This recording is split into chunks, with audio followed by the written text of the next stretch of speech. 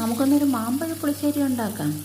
അതിനായിട്ട് നമുക്ക് നാട്ടിൽ കിട്ടുന്ന പോലെ നാട്ടുമാങ്ങയോ അങ്ങനെ ഒന്നും ഇവിടെ നമുക്ക് കിട്ടില്ല, സാധാ മാങ്ങയെ കിട്ടുള്ളൂ. അതിനെ ഞാൻ അതുകൊണ്ട് കട്ട് ചെയ്താണ് ഇട്ടിരിക്കുന്നത്. അതിലാവശ്യത്തിന് വെള്ളവും ചേർത്ത് മഞ്ഞൾപ്പൊടി, മുളക് പൊടി, പച്ചമുളക്, കറിവേപ്പില, ഒരു കഷ്ണം ശർക്കര, പിന്നെ ആവശ്യത്തിന് ഉപ്പ് ചേർത്ത് നല്ലൊരു 10-15 മിനിറ്റ് ഒന്ന് വേവിക്കുക. അതിനുശേഷം തേങ്ങ, അതിൽ നമുക്ക് ജീരകം മാത്രം മതി കേട്ടോ, നല്ല ജീരകം മാത്രം ഫൈനായിട്ട് അരച്ചെടുക്കണം. ശേഷം അതിൽ നമുക്ക് കൂട്ടിൽ ചേർക്കുക.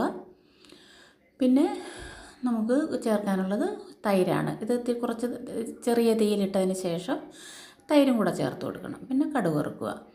കടുക് വറുക്കുന്നതിന് നമുക്ക് വറ്റൽമുളകും കടുകും കറിവേപ്പിലയും മതി. പിന്നെ വേണമെങ്കിൽ ഒരു ശകലം ഒരു 3-4 ഉലുവയും കൂടെ ചേർക്കാം. ഞാൻ പിന്നെ ഉലുവ ചേർത്തില്ല. അതും കൂടെ കടുക് വയ്ക്കുമ്പോൾ പണി കഴിഞ്ഞു. മാമ്പഴ പുളിശ്ശേരി റെഡി. എത്ര എളുപ്പമല്ലേ? എല്ലാവരും ഉണ്ടാക്കി നോക്കണേ.